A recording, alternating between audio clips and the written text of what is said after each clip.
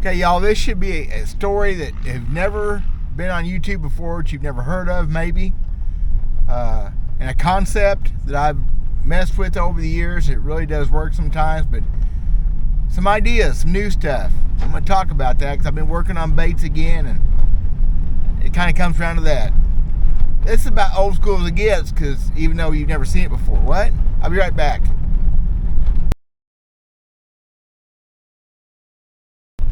I would have loved to go fishing today, even though it's windy as heck. I mean, it's spring in Missouri.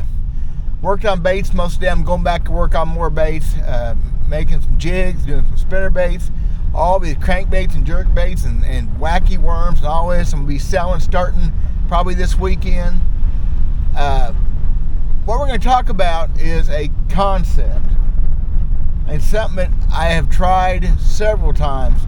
Actually, I keep them on hand all the time. Interesting, maybe not magic, because it never really took over. It never come on very well for people. So the guy's name, and if I get some of the details wrong, it's because I'm an old guy. And this is like 1978 or 79. The guy's name was Tom Seward, I believe. And this is an article in Bassmaster magazine. I remember taking the Bassmaster to school with me, reading it. This article. Probably one of my classes when I shouldn't have been reading the article. I did a lot of that in junior high and high school. Tom Seward, he started a company called, look at turkeys, Squirrel Talking Crankbait Corporation. And it was a unique idea. Several things were unique. One, he made his baits out of the foam, injected foam, which had been done before and has been done since, and for whatever reason never took off. His baits were a little bit weird looking. The shape was a longer style crankbait. It wasn't the alphabet style. Even long, maybe shad wrap, more like that. But what he had the idea to do was, the article I think was something I called flip-flop colors in crankbaits. Upside down colors. Something you never see. I bet most of y'all have never even heard of. And I took it to heart, and to this day I always keep a few of those baits and a few of those ideas on hand. I'm going to up here in my shop near my restaurant, inside my building, where I've been working on baits. I'm going to show you a couple examples, some new ones I've made up, and a few more minutes talking about why I think it works. Been pouring some jig heads, make some bass jigs. I'm fixing to powder coat them. In all my years in fishing and making baits, I've rarely painted jig heads. I just don't have a need for my jig heads to have paint. But I got a guy wanting some, and the powder coating thing, I've been practicing that a little bit, so we're going to do that. And this whole thing I'm going to talk about comes back to paint and colors and flip-flop. Not flip-flop shoes, let me show you. Let me get these for you. Okay, so y'all picture a standard bait. Actually, standard nature. What you have is a dark back fading to a lighter.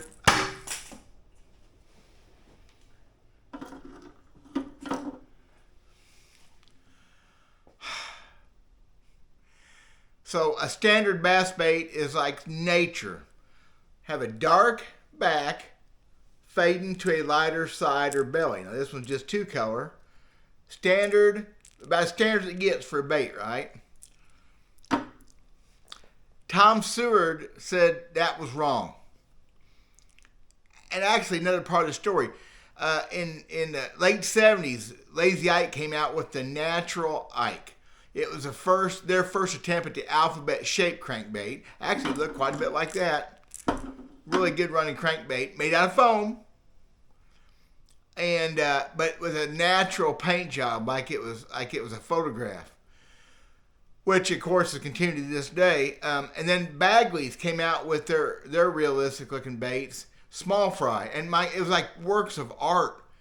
The brim, the baby bass, and the crappie were works of art. They were beautiful, and they didn't catch very many fish.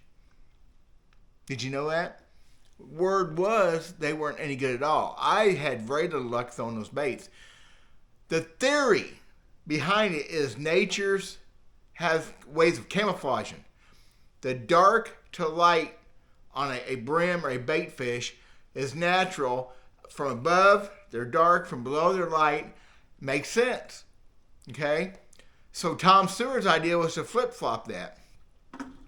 So instead of having a bait that looks like this, you have a bait that looks like that. I took it to heart. And you're not across the board, even though it probably would be fine. Have a bait with a darker belly and a lighter top. Jerk bait. White on the back, black on the belly. Flip-flop, reverse. With the idea that nature, being a camouflage lover, making things that disappear easy and aren't visible in a lot of water conditions, reverse it. Obviously, it never caught on. For one thing, they're weird looking. I mean, you got guys that like standard bait. That is like a mistake, right? It's not. What I found is this, it really does work. Well, for one thing, fish aren't that picky. We talk about colors and all that. Fish are not that picky. I have 400 crankbaits and jerkbaits painted, putting hooks on them, getting them done, and 370 some of them. And I make them all pretty in all these fancy colors, with fancy crawdad patterns and coach dog patterns. It don't make a whit of difference hardly at all. The ones I've got painted that are just natural are just hard to beat. So the idea behind doing something different than what other people do is what's good for me. Different.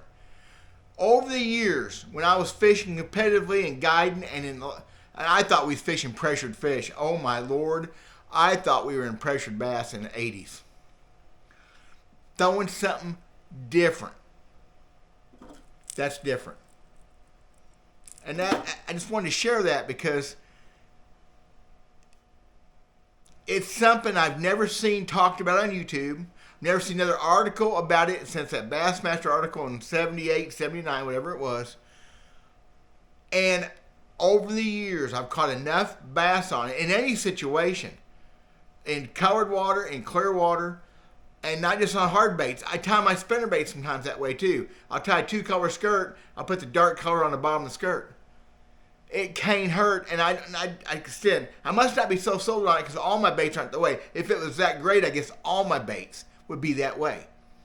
But the next time I go fishing at the lake, I take my bass boat out with a new motor on. I'm gonna throw, this one here will be tied on or one like it. I've got others. And if you want to try it yourself, you don't have to paint your bait. You can do it with a Sharpie. Take a bait that has a lighter back, maybe the buoy, but put a black belly on it. Make your crawdad backwards. Make a Sharpie do something for you, something different you've never done before. Just pick a bait. Same thing with spinner baits. It's real easy to twist the skirt around and put the dark on the bottom. I'm fascinated that this never has caught on because there's been times for me it works so well that I don't know why all my baits aren't that way.